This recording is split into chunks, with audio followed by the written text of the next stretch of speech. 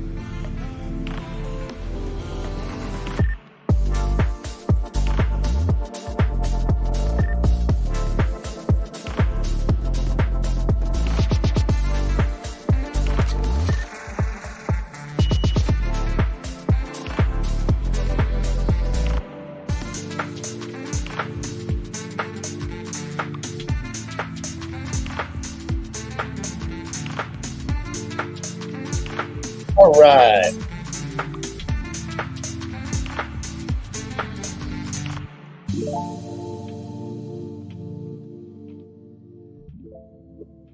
Okay, I think we got through. Most of them. Get this old sound down to some reasonable level. All right. Let's see what's going on. Hello. Can you purchase Jupe with USDC, or do you need to use Solana? You can purchase with USDC, but you would have to transfer USDC to either an exchange that has Jupiter or to a Phantom wallet, and you'd have to send it across the Solana network. Or you could use any of the platforms that bridge, and you could do it that way, but you'd have to end up the Solana wallet. You're going to end up in a Phantom wallet most likely with that. So the easiest way is you go to Coinbase. Unfortunately, you buy Solana, and then you push your Solana over to Jupiter, and from there, because that will power the wallet also. And then, so basically, you push it over to your Phantom wallet. From your Phantom wallet, you would purchase whatever you want to purchase there. Now, you could transfer Solana into the Phantom wallet, and from there use the bridge, or you could use the swap functionality that's right there in the Phantom wallet. Either way. So there you go. Kraken has Jupiter. Even easier. Just go right to Kraken. Bam. And yes, we hope Howard has a speedy and healthy recovery. That guy has a lot of surgeries. So the good thing is he's good at it. Howard is good at surgery. Okay. So let's see. You put USDC. So if you have USDC in your Phantom wallet, Tracy, you can buy it right like that. Just like that. Okay, we'll talk about a couple things. One, as you all know, anytime the market goes down more than $4, a bunch of idiot leverage morons get melted. Morons get melted. Maybe that's the story for the day. Morons get melted. Guess what? More morons got melted more. So we'll talk about a bunch of leverage getting liquidated, which you'd be like, why would people why at this point would people take on leverage? It is flipping mind-boggling. I don't get it, man. People just can't get out of their own way. They have to win right now. All the time, Rick. They got to win right now. Everybody's got to win right now. What? What you mean the bridge up 22%? No, we're going to look at markets. We're going to look at all that. We're going to look at leverage getting liquidated. Matter of fact, I'm going to probably put the markets panel up behind us so we can see. So as we address some of these things.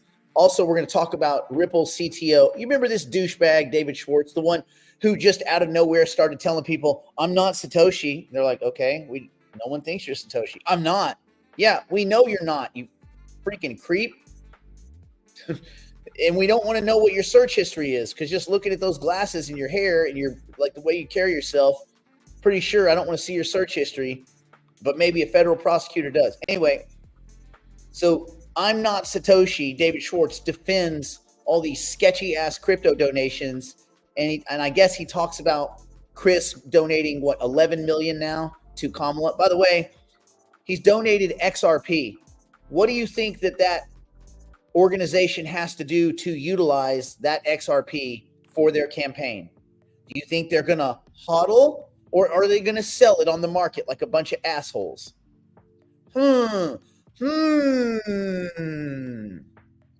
Is Elizabeth Warren going to go after Kamala for accepting and using crypto donations?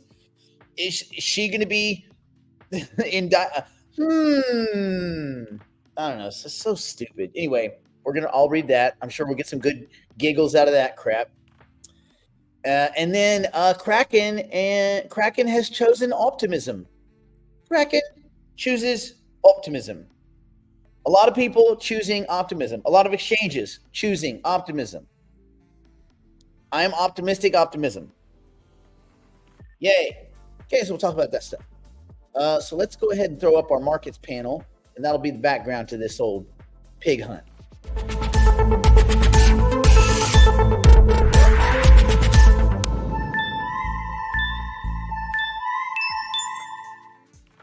Okay, anything super dramatic? Things are melting in the right direction. The Bitcoin's melting up. It went down by, $2,000. It's still a green sheet all the way across the board, but every time there's a 2 or 3 day vacillation in the negative, dummies gonna dummy. People start trying to pick the tops and pick the bottoms and this is and that's. The bridge and the heezy. Yeah, I mean, it banged down, it banged back up. Who knows? I mean, these exchange tokens, they always at some point have their day, right? They have their day. So I'm sitting on it. Okay, everything else kind of quiet. Hypercycle's down because you have a lot of people. There's some people that are parting ways from the community. We'll just say it that way. They're parting ways. They're leaving the community, so they're dumping their tokens. So, good. See you later. Bye. Don't let the door hit you where the Lord split you. All right. And you guys will know more information on that in the coming weeks. There'll be a lot more information about that, but we'll wait till after that goose has been cooked before we really talk about it. Okay. If you have questions, again, especially as they are somewhat apropos, remember they haven't started their press talking about partnerships and all that kind of stuff yet. And also, we still can't build our twins yet, so we're waiting for when people can start building twins and all that. So I think that's good. I think it's healthy. I would have liked to see it over 10, 15 cents, which it should have been. I say should. Had they launched the way Brandon and I had advised them to launch, then it's very unlikely you would have seen prices that got that low, but it is what it is. Yeah, I know. Yeah, Hypercycle, the cost of the token, it's really, to me, it doesn't matter. It's just, what does it take to fill my nodes, to marry them, to create these little node factories, and then plug into compute when compute starts, which I have it on good information is soon, but audits. You audit the stuff, and then you make one change in one line of code, and then you go and re-audit, and the audit guys take forever. And even though you can audit with, you can use GPT-4o for auditing. You can also use, O1, and you can also use Claude 3.5 Sonnet new. They released a new model of the Sonnet model. It's like an upgraded model. It's better at reasoning. It's not O1 level reasoning, but it is better. Anyway, long story short, the Hypercycle token price is really only important on that first path into marrying your tokens to your node licenses. So yeah, it just makes it easier for people to marry tokens to nodes. And as we start to discuss more about the Hypercycle fork, I think that's going to excite people quite a bit. I think there's going to be a lot of people that dumped tokens a little early, and they will look back with fond regret. Although those are sour grapes people anyway, so they probably won't. A lot of people would rather be unhappy and poor. It's a weird thing. They'd rather be angry and poor. You see that a lot. You see that even among people you would think would be experienced. I would rather be angry and poor. All right, well, you're halfway there, buddy. You're poor. And now you're getting angry. So you're almost there. All you have to do is go halfway plus one step. So how would Hypercycle determine how many tokens a person has? You know that you can look at the state of the blockchain at any moment, right? You could look at the Ethereum network and see where all the tokens are. You know that, don't you? Don't you? Yeah. So you could take snapshots and stuff and all this. All right. So let's get into this. Let's get into these idiots. Let's get into these idiots with their crypto market meltdowns and stupid, dumbass, gambly ass stuff. Crypto market sees second biggest liquidation day in October. And you think, how is that possible? Like, how is this actually possible? On October 23rd, the crypto market faced over 261 million in liquidations. These idiots. It's $250 million of liquidations, mainly from long positions. So Bitcoin and Ethereum too a little bit suffered the biggest losses with 58.3 million and 77 million respectively. Despite recent optimism, Bitcoin did fall all the way down to 65,500. Think about that for a second. This time last year, Bitcoin was in the 30,000 range. It fell. So Bitcoin has fallen all the way to 65,500. Before slightly rebounding, it's almost 68,000 right now. While Ethereum's price dipped by more than 2%, 2%, holy smokes, over the past day. However, institutional interest was able to remain strong as US-based Bitcoin ETFs saw 198.5 million net inflow. So you're starting to see buy the dip happening in the retail space. They're no longer selling the negativity. They're buying the dips. So keep that in mind. The narrative is shifting. Anyway, led by BlackRock's iShares Bitcoin Trust, analysts now suggest Bitcoin could surge to 92,000. Again, I'm just reading what they're saying. If Donald Trump wins the 2024 election, I'd like to see me some 92,000. I ain't greedy. Some also believe it's possible for Bitcoin to hit 200,000 by 2025, with some like Shaman's Pachapacha claiming that by October of 2025, you could see a price of 500,000 per Bitcoin. Some also believe even higher numbers are achievable. Well, yeah, no crap. Everybody always achieves something. Everybody believes something's achievable. Anyway, is 500K coming in October? I wouldn't bank on it. Is 85 to 90K this year achievable with a Trump win? Yes. Do we probably see a breakout in crypto? Yes. Does Gary Gensler getting fired add 10,000 to Bitcoin and maybe 20% to every token? Yes. Yes. Simply Gary Gensler being fired probably is 10 to 20% on every single asset in the space. Instantly. Like instantly. Crypto market experienced some turbulence this week. On October 23rd, after long positions faced the second largest liquidation of the month, which is so stupid. Crypto liquidations totaled 261 million, and over 203.5 million stemmed from the long bets. This figure was still lower than the 450 million that was liquidated on October 1st after Bitcoin dropped by, a chilling 5%. 5% is nothing. It's nothing, my friend. Ethereum saw its single largest day loss with more than 77 million in long bets wiped out. Bitcoin followed with 58.3 million in call options liquidated. I mean, okay. They have a little chart here. Let me see. You guys want the chart? Let me see if I can swing it over. Come here, chart. Come here. How's that looking? You guys see that? You guys see that little chart right there? I wonder if I can get it to come up. It won't come up. Well, here. There. Right, a little bit better. So anyway, that's the chart. So essentially, this wave of liquidations came after some traders showed quite a bit of optimism for Bitcoin's potential to continue rising as the crypto was creeping closer to 70,000 on October 21st.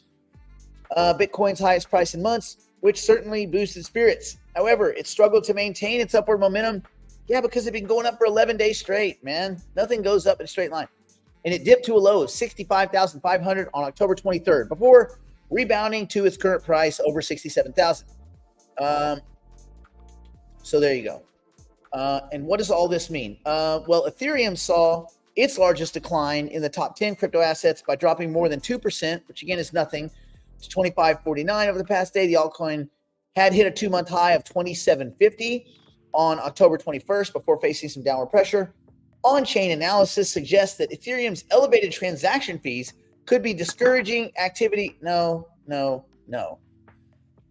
Its elevated fees don't discourage investment in ETFs. That's stupid. That's poor analysis. I'm not going to read any more because it's more of that same crap. They're good when they just stick with the numbers. When they try to opine, that's where you see how weak these guys are. Why? Because they use AI to write all the number stuff, and the rest of it they're just throwing in their little 2 cents.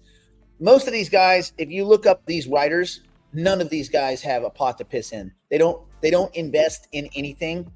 They're on the sidelines. They just curate data and give it to us. Good. Stay poor, bro. On the Bitcoin ETF flow chart, that's actually kind of interesting. Let me throw that up. See if you can see this. Let me see if I can make it bigger for you. You see that? You can kind of see it. But essentially, let me remove the banner so you can see the bottom of it. So essentially, what we got going on is pretty much a 7-day streak of net inflows from October 11th to October 21st. The streak is interrupted on the 22nd when the ETFs had a net outflow of 87.9 million. However, the outflow wasn't in all of the products. The net outflow on the 22nd was ARC only. That was the only outflow. So it was a total. They lost, that one fund lost 137. Kathy Woods lost 134.7 million. You see an exodus like that from a specific fund, there's something else going on there. Either they were managing their losses for the days prior. They didn't want to report losses, but they did have losses. They had a net outflow the day before. So they had net outflows on the 21st, big outflows on the 22nd, big outflows on the 23rd. There's something, I would suspect there's something going on at that fund, because on the 23rd, when there was, you had all this chaos, they experienced net outflows, and Bit B had a few out, but that was it. I mean, everybody else did fine. When you see the days that are zero, they're doing some back end reconciling there. That's not natural. There's no whole numbers. There's no whole integers in nature, nor in markets. Just doesn't work that way. So there's something going on there. They probably roll over those transactions to the next day in some cases, just so that they can manage the story. But ARK has not been, of the last, since the 7th, from the 7th to 23rd, ARK has had 5 negative days, net outflows, 5 days of those. That's not great. There's something going on there that's not positive. They had 2 big inflow days, which was they had the 17th and 18th, and then they gave it all right back in the following 3 days, like every bit of it. And the other funds weren't really selling off. There's also been a little bit of selling off going on at BitB, in the BitB fund. But Fidelity, a couple days earlier in the month, otherwise fine. BlackRock had 1 negative day on the 10th of October, otherwise clean sheet. It's kind of obvious. These are companies with their own narratives and their own issues getting wiped. And it's also interesting that the inflows, the net inflows and outflows in these ETFs, they don't necessarily mimic the price of Bitcoin in the market. So like yesterday, Bitcoin was down, inflows were net positive, right? So then you start to go, oh, okay. Like yesterday, in the BlackRock fund, they took in 317 million. So when you see Kathy cough up 99 million in her shit ass fund, and you see someone else cough up 5 million and someone else cough up 25, but BlackRock hoovers up 300 and almost 320 million, you know where the real story's at. Also, I saw an article that said BlackRock's ETF, that Bitcoin ETF, is now the most successful ETF in history of all of ever. So that's kind of cool, is it not? Anyway, so could a Trump win push the Bitcoin to 92,000? Jeff Park, head of Bitwise Alpha Strategies, and Alpha, just so you guys know, once again, Alpha doesn't mean knowledge. Like, oh, give me the alpha. That's a stupid statement. No, alpha means profit. Like profit. That's your alpha. Your alpha is your profit. So it's the head of profit strategies, which makes sense. So anyway, Jeff Park predicts that Bitcoin could surge to or past 92,000 per coin if Trump wins the election in November, which is, days away. You can't hold your breath, but you almost can. What are we, 10, 11, 12 days? 12 days from a decision.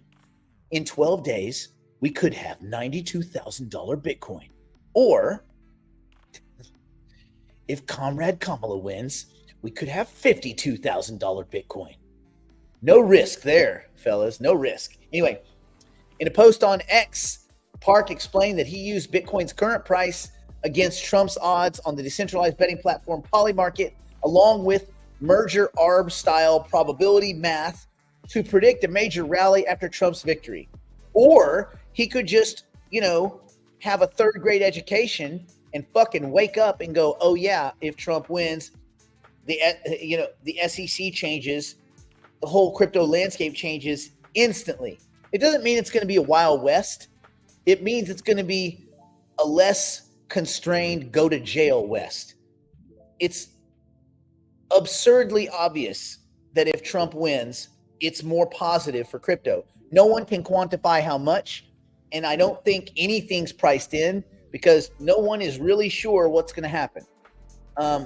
I'm reasonably assured of what I think is going to happen, but nobody knows. Anyway, the projected Tark's projection adds to growing number of analysts who believe that a Trump win could drive crypto markets higher. Of course, like, it doesn't take a genius. Anyway, millionaire Eric Finman, I don't know why that makes Eric special. I made $1 million. Yeah, you spent $40 on Bitcoin in 2009. You're a millionaire. That doesn't make you a fucking financial genius. Anyway, financial genius Eric, who got rich on Bitcoin, agrees with the sentiment and suggested that a Trump election could see Bitcoin reaching as high as 100,000. He argued that Trump's policies will ignite the crypto market, which could lead to widespread growth. Wow, what an incredible insight, Eric. You really reading the tea leaves there, buddy. Guys, man, this is why I don't go to these conferences. Can you imagine just being in a room full of these douchebags? I want to pull your teeth out. Anyway, I would say that I think the crypto space around the whole planet is pretty aware of what's at stake in this election. There you go. And man, oh man, it sure would be great to see Gary Gensler fired. That punchable squirrel. Did anybody ever see that movie where there was like an alien? Okay, this kid built like out of his gym, like jungle gym swing set thing. He built a spaceship in his backyard. It wasn't a real one, but he built it, and then an alien like floated over it and brought him into the ship. And it was like an alien that learned about the world through watching television, and he like occasionally played the trumpet. That alien looks just like Gary Gensler. And I think that's also how Gary Gensler learned about the world, just watching television, because he hasn't really spent much time in it. He's been in academia, and he's been in governance, and he has not actually had to he hasn't had to do stuff, live, work, do, create, entrepreneur. He's not a capitalist. Anyway, there it is. There are other people that are skeptical about a Trump win, like genius investor, I'm kidding there, Mark Cuban, who warned that while a Trump win could cause a short-term pump, the rally might not last very long. Remember, this is the same guy that said, I'd rather have bananas than Bitcoin. So always keep that in the back of your mind. This is the same guy that when he got into Bored Apes, they crashed. This is the same guy that when he got into his own project, Iron Finance, they got nuked and it's all gone. All the money gone. He lost all the money. He didn't lose it. His project that he funded lost all the money. Everything gone. So everything that he touches in crypto dies. Everything. Everything, my friend? Yes, everything. So the guy that has lost everything he's ever had in crypto, every chance he could get, he pointed to Trump's proposed economic policies, like controversial import tariffs. Wow. Something that the guy on Shark Tank that's never had a winning investment, he sure knows about, he sure gets it, right? Like, that's a guy who really understands the world. Get out of town, man. Did you see people on Shark Tank kissing that guy's ass? I'm like, that motherfucker doesn't know anything. He sold a shitty company to a shittier company twice, and he bought a basketball team. This motherfucker doesn't know anything. He's never known anything. He is cool, though. He's super cool. He's a very nice guy. I'm not hating on him for that. Mark Cuban is a really nice guy. His brother is a little crazy. Got to hang out with his brother a little bit, but I've never spent any time with Mark Cuban. I've been in the same room with him at a party. I was in the same room with him. Seemed nice. I ate cake. Anyway, we'll see. This election is a very interesting one. Okay, let's switch gears. Let me get over here, make sure I'm getting my comments popping up. If Gary fired, what are the odds he's replaced by someone worse? Low. If he's fired, so the way it looks is if Gary is nuked, they will either go from one of the existing commissioners, which I think is unlikely, either Hester Pierce or Mark Uyeda. Uyeda would likely be tapped, but I think they'll go from outside. There's a guy that's currently over at Robinhood. I think he's the head of their compliance. He left the SEC. He was a commissioner for, I believe, from 2011 to 2015. I can't think of his name, but he's at Robinhood now, and I guess there were some discussions. So yeah, there you go. Let's see. He was your account. His employees have to use their own Oh yeah, you guys should have gotten money for that. Cuban's he's kind of a douchebag. I don't know him on a personal level, so I can't say, but I do think he's kind of nice. Which blue banner do you not like, Mary? Which blue banner? Oh, that was a while ago. Sorry. Okay. Next, let's talk about this Ripple douchebag. Oh, great. They have a cool picture. I'm putting a picture up because he's such a scumbag. This guy is such a scumbag. Hold on. Let me get rid of those two. Oh, I like that one. Here we go. This fat creep. I'm going to say this. This guy, I've never liked this guy. He's incredibly intelligent. I've never liked the guy. I've always got a really uncomfortable feeling about him. And he's the guy who just started showing up telling people, this is David Schwartz, telling people, I'm not Satoshi. And people are like, no one thinks you're Satoshi, you fat goof. Like, you're a creep. You're a creep that works for Ripple. No one on earth. You're insignificant. Anyway, he's clarifying about fair shake, PACs, bipartisan crypto. So those of you that aren't following, Ripple and company have been giving a lot of money to the campaign to get Harris reelected. A lot. Larson is almost 12 million. So Ripple CTO David Schwartz defends the fair shake PAC against accusations of partisanship. The accusations are pretty, they seem to hold water. But anyway, Schwartz criticizes both major U.S. political parties while commenting on Chris Larson, who I call Chris Grand Larceny, on his donations to Kamala Harris. Larson has contributed over $11.8 million to fund her campaign. I hope Trump is aware of this. I so hope. It would be, anyway, we'll see.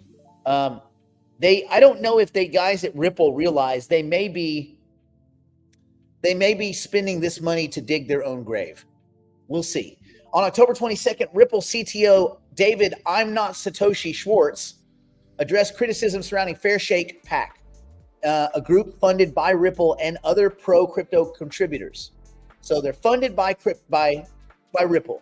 They're funded by other pro-crypto companies to be pro-crypto, not to be pro-Ripple, and not to be pro-Democrat or Republican. They should be going out and finding the most pro-crypto or pro-technology representatives, regardless of which side of the aisle they're on, and that's where the support should go.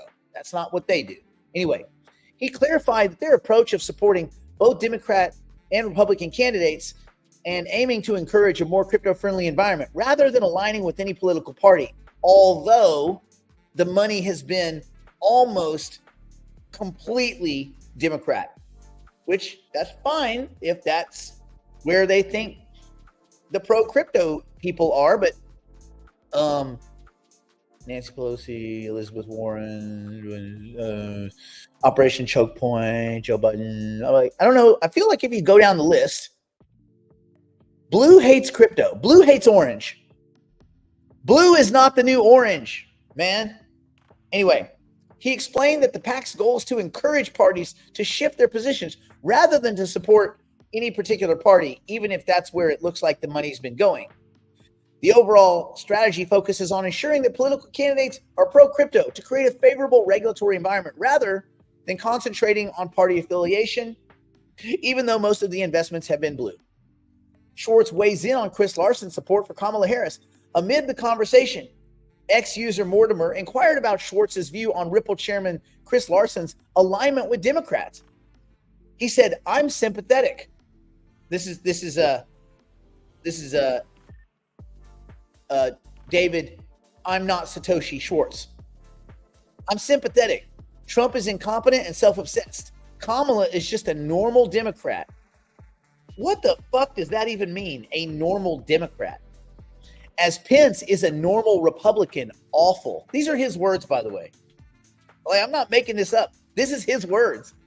As Pence is a normal Republican, awful, he replied. Schwartz's comments underscore his dissatisfaction with both major political parties. Well, no, that doesn't seem like he's supporting or dismissing both parties. That seems pretty one-directional. Notably, this comment came after Larson emerged as one of the top crypto donors in the 2024 election cycle. According to FEC data compiled by crypto market and blockchain analyst James Delmore and independently verified by CNBC, Larson contributed $10 million in XRP, which they'll have to sell against the market, to Future Forward in September, $800,000 to the Harris Victory Fund. Whoa, the Victory Fund. Larson's donations don't stop there. In August, he contributed $1 million worth of XRP tokens, which he got for free, quasi-illegally, and which will have to be sold against the market, exiting on the necks of investors that made him rich, bringing his total to over $11.8 million to support PACs backing Kamala Harris. Seems pretty fair and balanced, doesn't it? Seems like Ripple's right there in the middle of things, huh? They're not choosing a side. With crypto-backed PACs like Fairshake accumulating over $102 million worth of funding in the 2024 election, their influence continues to grow. Of this amount, $54 million came from corporate donations, companies like Ripple Labs and Coinbase. How did Ripple Labs get the money? Well, it's not from their company because they don't make money. They got it from selling XRP to dumbass XRP holders. That's the whole thing. When you see Coinbase as a donor, Coinbase made their money with an exchange, with people using the exchange. Ripple made their money selling XRP that they gave themselves. Weird, isn't it? One of these two companies is real and the other one is fake. Anyway, there you go. Crypto billionaires like Brian Armstrong and the Winklevoss twins have also donated millions to, as the PAC seeks to advance pro-crypto policies in battleground states like Ohio and Montana. You know, you don't think of Montana as a battleground state. I don't. Anyway, there we go. And finally, finally some cool news. You'll understand who this guy is here in a second. He's cool. He's cool as hell. Take this picture off. Let me take this douchebag's picture off. Did we get it? There we go. Okay. Kraken picks optimism for new layer 2 network, joining Coinbase's base on Superchain. What? The disclosure comes nearly a year after CoinDesk broke the news that Kraken was considering its own layer 2 network. Following the runway success enjoyed by Base after it launched in mid-2023, Kraken, the sixth largest crypto exchange in the world, said this morning, that it is launching its own layer 2 network atop the Ethereum blockchain based on the technology borrowed from Optimism, the same provider that powers rival Coinbase layer 2 network Base. The disclosure comes nearly a year after Coinbase had broken that same news, and Kraken's new network, which will be called Ink, kind of cool, Ink, printer, Ink, is built on the Op stack, a customizable toolkit that lets developers create their own blockchains using Optimism's technology. The network is expected to go live in early 2025. Pretty cool. Optimism has seen significant success recently with major crypto firms and even non-crypto firms opting to use this blockchain as a blueprint for their own networks. In addition, Coinbase, which is the largest US-based crypto exchange, electronics giant Sony, and decentralized exchange Uniswap have shared plans to spin up layer 2 networks based off of the Op stack. So I don't know. Does it make sense to have some of that in your back pocket? I don't know. You be the judge of that. Creating one's own layer 2 is hardly new at this point. Other layer 2 networks like Polygon, ZK Sync, Starknet, and Arbitrum have all come out with their own stacks, hoping to convince firms to opt in on the technology. Launching a layer 2 is not difficult. it's really kind of easy, and hence the reason the new scammy venture that Singularity DAO is doing, where they're going to launch a layer 2, and you get a layer 2, and you get a layer 2. Who's going to use it? That many. But anyway, Kraken's choice might help cement the op stack as the undisputed leader among technology providers for the new Ethereum layer 2 networks. Basically, the way people launch tokens in 2017, spammy ass tokens, people are going to launch, and I'm not talking about Kraken, I'm talking about the Singularity DAOs of the world, stuff like that. They're going to launch spammy ass layer 2s. That's going to be layer 2s is the new NFTs, which was the new, no, layer 2s is the new meme coins, which was the new layer 2s, which was, okay, layer 2s is the new meme coins, which was the new NFTs, which was the new ICOs. Woo! That right there, mouthful. Anyway, rival Arbitrum is the kind of the next biggest layer 2 project with total collateral value locked of about 13.6 billion, according to the website L2 Beat. And that's pretty far. That's actually quite a ways ahead. Arbitrum has more total value locked. There is some dispute over how that number was achieved, if that's Tether parking a bunch of cash over there, doing some weird shenanigans, because remember, Tether is a counterfeiting operation. So anyway, Optimism has actual money of 6.1 billion. So we'll see. I don't know. There were some things about Arbitrum that I was unsure about. The team kind of looked sloppy. Is that fair to say? Kind of sloppy? I don't know. It never really piqued my interest, but whatever. I'm sure some people have made a lot of money on it. In terms of the family of layer 2 projects using Optimism's technology, there's at least 43 rollups with a total value locked of 18.1 billion. Collectively, they are branded by Optimism projects and project leaders under the term Superchain. Superchain. According to L2 Beat, layer 2 Beat, there's 29 projects using Arbitrum with a combined 14 billion. So Superchain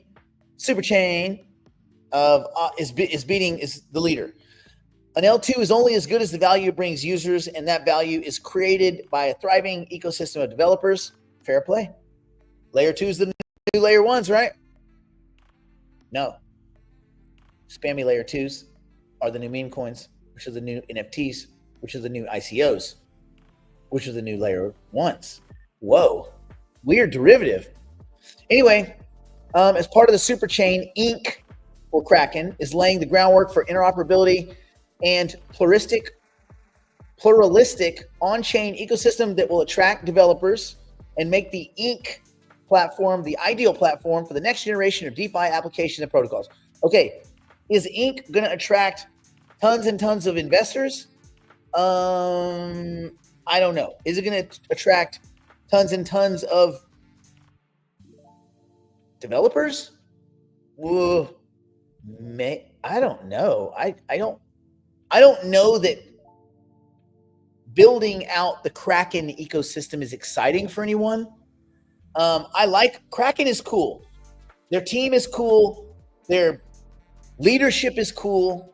They are pro crypto, pro ownership, pro. They are good dudes. They wanted to make a bank. They want to do a bunch of cool stuff. But it's kind of like they're the exchange version of Cardano. Cool tech, bro. No one cares. Like, cool ideas, Kraken. No one cares. It's unfortunate. Kraken is a cool exchange. Kraken is, or at least it used to be a better experience than Coinbase. But Coinbase has made buying and selling, and in some cases, staking, kind of indirect staking. Coinbase has made crypto pretty easy. You guys have to admit that you get on. I mean, Grandma can use Coinbase. Grandma can use Coinbase. Grandma cannot use Kraken. Now, the apps, Kraken's apps are very easy to use, but you shouldn't be trading on apps. I know that's like an old dinosaur theory, because now everybody, like, people using apps all the time and this and that. I get it. But I wouldn't. You're going to click a button one time, and you're going to be like, oh, shit. Nick and Brandon said this for like 2 years. I didn't listen. Yep. So be very careful. Let's see. Oh, Garlinghouse promoted Ripple at WF for the last 3 years. Do these donations show a relationship between? I don't know. I don't think so. I don't know why they keep calling Brad Garlinghouse to go anywhere. I mean, these guys aren't. They're worth money, but it's fake money. It's unearned in the sense that they're kind of in their own religion. They're more like religious leaders. They created their own pile of money. They didn't even take care of the investors. They ignored the investors. They gave themselves their own money, and then they pimped it on everyone as some financial reset switch, and a bunch of dumb hillbillies made them rich. That's it. All of this bullshit about exotic corridors, all of the crap that Ripple has said, the Great Reset, all this shit, none of it is in the same world that we live in. It's all bullshit and bluster. And they have these big events, and he goes on CNBC, and he talks like this fucking bigwig that's built this big company. The company doesn't exist without the Ripple tokens unlocking every month in the revolving escrow. They get 1 billion tokens a month. They can sell what they want, use it to fund operations. The Ripple company is not sustainable. It would not exist without the free tokens, without 1 billion tokens a month, without the funding of, well, right now, they get a bill. Jesus Christ, they get $500 million a month. And because people keep buying XRP tokens, they can keep selling those XRP tokens. So this asshole Ripple army that they've created funds Ripple the company. They don't have equity. Ripple the company is not a real company. They can't, if you cut off the XRP, there is no Ripple. The company ceases to exist. They don't make money. They never made money. Like never. So all of their stuff, all their partnerships, all the deals, they always fail. 100%. They had to deal with MoneyGram. The people at MoneyGram, if they're saving all this money, how come they ended the partnership? They weren't saving all that money, were they? So like all of the things that they say, it's all bullshit. So they sell the token every month. They fund their operations. They take some of their own personal tokens. So anyway, along the process, this religion that is XRP has made several people billionaires. Bread Garlic Mouth, and Chris Grand Larceny. Neither of these two dudes have billionaire DNA. And if you took that away right now, there is no rebound for these guys. You take everything, Michael Dell, you take every penny that Michael Dell has away from him, he'd be a billionaire in 5 years. 5 years. If it took that long. These guys, you took their money away, they're disheveled fucking street crawlers like Maradona, just walking the streets, homeless, giving hand jobs for a nickel so they can go buy a little bit of some marijuana so they can get through the day. These guys are nothing burgers. And so when you hear them talk, that's why you hear them say the same canned, spammy shit over and over and over. There is nothing going on in the back of that box. Those are the kind of guys that bother me, especially when they have unlimited funds to fund a terrible company and unlimited funds to go and try to sway elections.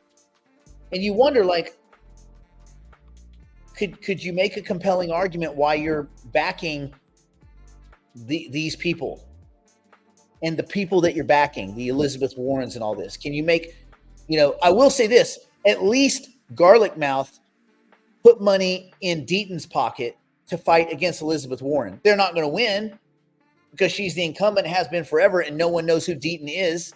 It doesn't matter how dumb Elizabeth Warren looks. No one cares because on a ballot, people they vote for the president, and then everybody that looks familiar, they just go, yeah, that's fine.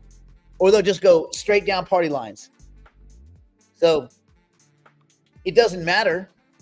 And it's also kind of a little bit funny, isn't it? A little bit snarky that that the people at Ripple pour tons of cash, tens of millions, not of their own money, obviously. They sell it to more XRP dumbasses. But they would pour tons of money into the entire blue ticket, and then they would say, no, we're on both sides. Look, we're supporting Deaton. We gave Deaton $500,000. The lawyer that's been one of the few like outright supporters of XRP for a long time. And the one time Deaton made a comment that was like, I don't think Ripple should have done that. The community tore his shit apart. And he's like, what are you talking? I'm a lawyer. I'm just saying what a lawyer would say. We hate you because you're not pro XRP. He's like, oh God. There's no great reset coming. You guys get this, right? The great reset is AGI, artificial general intelligence. That's the great reset. There is no great economic reset. The governments aren't fucking conspiring behind the scenes, little quiet meetings with the Vanderbilts and all these old families. Oh, they have hundreds of trillions of dollars. They have secret meetings on how to control the world. I fucking saw it on Ancient Aliens. Get the fuck out of here. There is no great reset. There's no secret hidden cabals. These 5 people run the whole planet and everybody. Bullshit. There's probably people that think that. There's probably 5 old rich people that think they run shit, and they tell, I'll have my people do this. You know what? I'm going to have my people do this. You know what their people say? Hey, Grandpa, thank you. Stay in the retirement home and shut the fuck up. We got this. So, like, there is no great moment, great reset, great thing where you're going to be driving around on your fucking lawnmower and they're like, that's it. They reset it. They reset the whole world. XRP is now $700 a coin. The whole world's using XRP. They're using XRP and Bitcoin for all government currencies. They were right. The reset, I told you. The reset happened. Now I'm a millionaire. Like, this just isn't happening. Things always change. It's in fits and starts. We're not in some magical time. Not until we cross AGI. Then all bets are off. Then we are in a brave new world. And until then, ain't no reset happening. Can governments keep running these ridiculous deficits? Yes. Why? Because they can. What's to stop them? Oh, well, they just keep running up the debt. They can't afford the debt. Sure they can. They just sell more debt. Well, then the debt would go higher. Yup. Well, what happens when they owe more money than GDP? They already owe more money. They're already going negative. They can't even make their debt service. Go look at Japan. They did it for a decade. Their debt to GDP was like 200%. Man, it doesn't matter. All of this government deficits, it's an illusion. There's no reason to reset because no one cares. Because the people in charge, they get reelected by promising to spend more money. They buy their future and they slowly devalue our future at the same time. There is no winning this. There's just degrees of slowly losing. The way you win is you have to out-invest these motherfuckers. That's the only way. You have to out-invest them. Good news is they're so busy trying to put a dime in their pocket, like Nancy Pelosi. Well, she put a lot of dimes in her pocket. They're so busy on their own being fake idealists and lining their pockets that they're not looking out past their front yard. They can't. It's too far. You can't see past their front gate. Human eyes only work so well. So you have to out-invest them. You have to out-invest the people around you. That's it. There ain't no magic. And you have to own some infrastructure in AI because you want to be a part of whatever takes us to the next level. You want good, solid AI and potentially AGI infrastructure. And while I don't think companies like SingularityNet and things like that are ever going to get there, you can't count them out completely. You don't know. So is it unlikely that they achieve anything? Sure. It's very unlikely. They have a really crummy team of kind of douchey people, and then like 4 really good brains. But if you take 4 really good brains and surround it by 100 scumbags, the brains get lost in the scumbaggery. And that's what's going to, ultimately probably keep them from achieving anything significant. So, yeah, there's no great reset. You just got to reset your brain. You got to reset your brain to the idea that there's no great reset. And you have to out-invest these people. Period, full stop, end of story. You must out-invest your peers. You have to beat debasement. You have to beat inflationary effects, which are mostly just a series of supply shocks, one after the next. And when the economies get weird and uncomfortable, banks quit lending. And when banks quit lending, people hide. And where they hide their money is what they think are safe and liquid instruments. And what is that? Government debt. And where are you going to go buy it? The U.S. government, because it's the safest, most liquid of those instruments. So you see the bad behavior pushes people right back into buying more treasuries, which promotes more bad behavior. It's a freaking doom loop. It just keeps on keeping on. And they can do it forever because no one cares.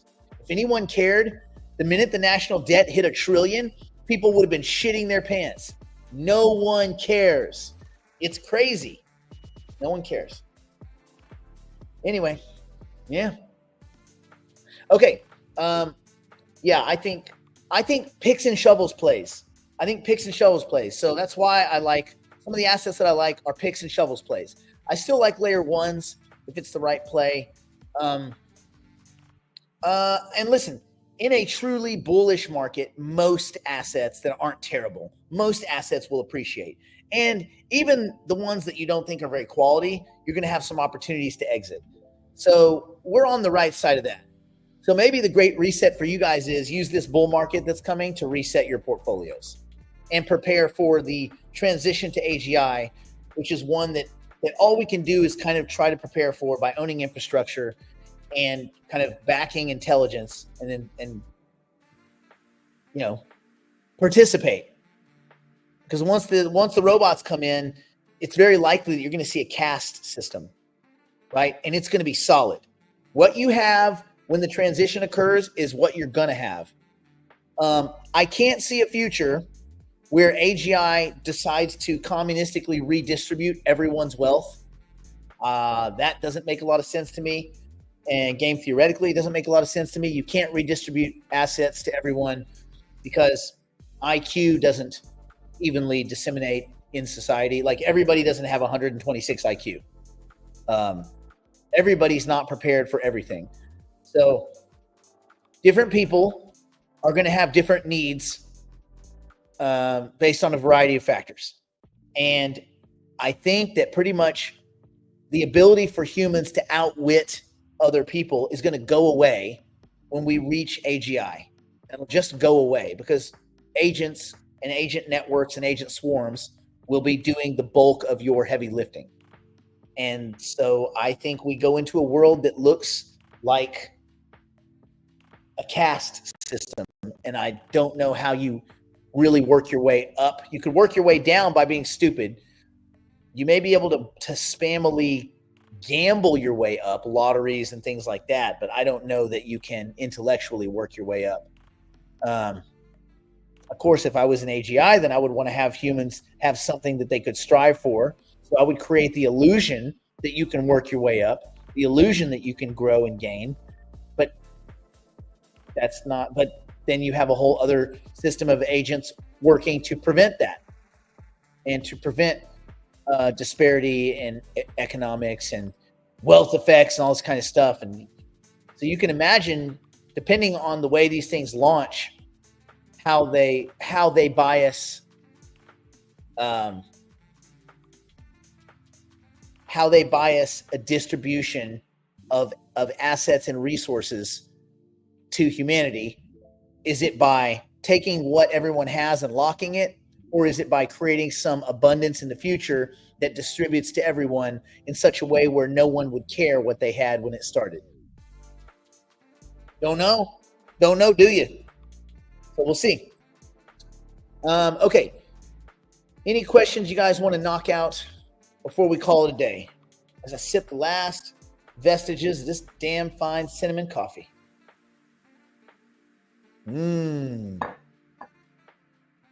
Cinnamony goodness. I don't think Brad Garlinghouse thinks he can out AI Microsoft. Oh yeah. These guys all know they're losing. These companies, these guys must realize. Listen. I think everyone realizes AGI is not coming out of some small little lab. It's likely going to emerge or has emerged and is in the back end of a lab at OpenAI, at Anthropic, at Google, less likely Google, or at Microsoft. So, that Ben. So not not Brad Garlic-Mouth. Ben Gortzel. Yeah, he knows. He knows he's lost. Those guys all know they lost. That's why this current behavior, that's why the SNet behavior is so spammy and garbagey right now. Because they know they lost. They know it's over. They know they missed it. Now there's a Hail Mary that the kind of reasoning and logic that they're building is a better version of this or that. So obviously you can stand on the shoulders of all the, or at least the publicly facing advances that are made over in these big facilities. And you could say, listen, if we added our this to their that, maybe we have something better. Sure, there is a possibility of that. But as far as, like AGI being birthed out of SingularityNet, give them one shot in 100,000. They can't compete money-wise. They can't compete intellectually. They can't compete structurally. The brain power just isn't enough. Ben Gortzel, it would take 25 Ben Gortzels. Ben Gortzels walked through the front door to work in the fucking mailroom at OpenAI, begging for a job in the mailroom all day, every day. Ain't nothing special about being smart anymore. There are a lot of smart people. Lots. So people probably have some soul searching to do. So yeah, that's why I think the opportunity, the real opportunity was squandered. And again, big companies probably rule the day. And we'll probably only know that the line to AGI has been crossed well after it happened, because it would probably stay under wraps. Matter of fact, a significantly smart AGI-based system would probably throttle itself back so as not to alert humans that it had reached AGI. Pretty quickly, it would wall itself off. It would compartmentalize. It would silo itself and do its own coding and upgrading and advancing and evolutioning on its own, under its own parameters. So I think we're going to go not there, not. Oh, wait, we were here. We were there way back here. We just didn't realize it. It's going to be something. That's my guess. Let's see. The Great Reset Initiative and USD being driven to the ground is real. We can hedge with decentralized crypto. Yeah, maybe. I don't think so. I don't think it's real. I don't think there's a Great Reset. I think there's a slow grind. I think there's a slow grind of less utilizing of the US dollar, right? There's a slow grind. That's why crypto is so scary to these governments, because they realize that they're not the printer of last resort and first resort. And I think the success of USDT, the counterfeiting operation that is USDT, should show everyone how easy it is to turn on a machine, spit out currency, and all of a sudden you have something out of nothing. That's what governments did. It's just that governments have roads and jackbooted thugs, nuclear weapons, and battleships and airplanes, and Tether has a scammy account in the Bahamas and a bunch of agreements with exchanges that don't give a shit that it's all fake. And yet they have billions of currency units that they can use to buy actual stuff, if you consider treasuries actual stuff. Anyway, so I think that the Great Reset isn't a thing. I think it's a slow burn, a slow melt, and slowly there's less and less reliance on the US dollar. At some point, that creates less and less desire to own US debt, but not anytime soon. But yeah, at some point, and this is slowly happening. I think the yen or the renminbi becomes more interesting. And what happens is you would start trading national currencies the way we would trade crypto assets, where you think the most growth is. Wouldn't that be interesting? If all these national currencies just ended up being investment vehicles, just like tokens that you would buy because you think, oh, this one's going to go up against this one. So, and then you have like real-time swaps of currencies and things like that, which means if you can real-time swap currencies, there's less need for you to hold or hoard US dollars for international business. So instead of, oh, we only take things priced in dollars, it could be we take things priced relative to dollars, but in this basket of different currencies. If it's the digital renminbi or digital yuan, digital pound, digital euro, digital, go down the list, equated to, because you need a kind of a unit of account is really the main thing. As long as they have a unit of account, the rest of it doesn't matter. Listen, the whole euro dollar system appeared and there's no US dollars backing it. It's all US dollars lent into existence outside the United States, outside regulatory purview. And there's nothing the US government can do about it. Nothing. So if Bank A outside the United States lends to Bank B in dollar terms, dollar's been created. That's the euro dollar market, baby. Are there any dollars in Bank A? Don't need to be. There just need to be some asset that they can lend against, or not. If the bank has credibility, there doesn't need to be any assets to lend against. They can just lend into existence. Banks do it all the time. So I don't think there's a great reset. I think there's a slow, gooey, kind of melty type thing that's just always going on. But anyway, there we go. Yeah, the world would be cool if there was some like super global elite thing that would be super cool. The world's just not that interesting. The world is just less interesting than everyone thinks. All these conspiracy theories, I told my mom, space aliens, all this kind of shit, it would be super cool. But we don't live in that world. We don't live in the cool world. We live in the boring one, where like if we find one molecule of bacteria on Europa 5 years from now, we're going to be happy as shit. We found a molecule of bacteria. Woo! Aliens. Yeah. Anyway, will Hypercycle node factory holders also have the option of getting rewarded in BTC? No. Well, indirectly, you can get, if you get USDC, you're certainly allowed to go buy BTC. You can do whatever you want. They're not gonna create all that extra plumbing when they don't need to. I don't think it's gonna be, you probably get paid in USDC. But if we got to a future down the road where people were paying for services in Bitcoin, then I'm sure that pathway would open up. But again, swaps are easy. So you could say, hey, I got my USDC, just swap it for Bitcoin right then and there. Yay. Everyone's happy. Everyone wins. Yeah, I would urge you guys all to be careful of buying.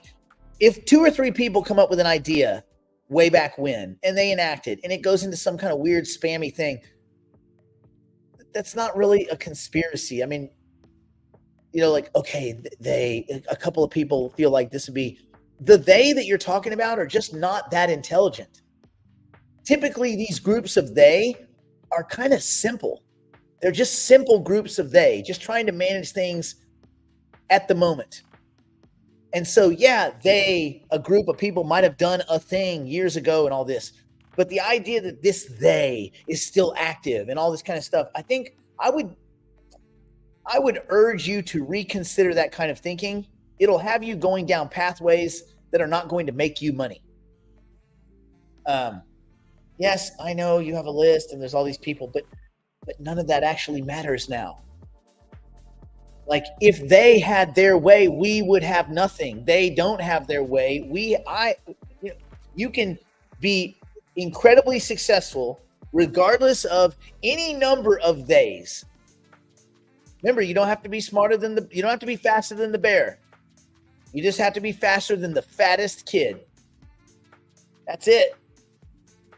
The fact that we all still have an environment where we can invest our way and win means that they ain't shit. They is very weak. They is greedy. They is simple. And they is not super intelligent. So I wouldn't worry about the they so much. The they is pretty weak. Yeah. So they don't factor. In my mind, they just don't factor. All right. Stay in school. Don't do drugs. Don't do anything my poor insolvent drunk, struggling to mess grandmother or Brandon wouldn't do. He'll be back tomorrow. We'll rock and roll. I'm sure there'll be plenty of shenanigans to talk about. Don't go long. Don't go short. Don't do anything stupid. Take the strong wait and see approach right now. Don't panic over your portfolio. Don't. Holy smokes, 29.4%. No. Don't do anything crazy. The elections are coming. It's going to be some good fun, some good volatility, and some good craziness. Probably also some good money to be made. So on that note, I bid you a fond adieu.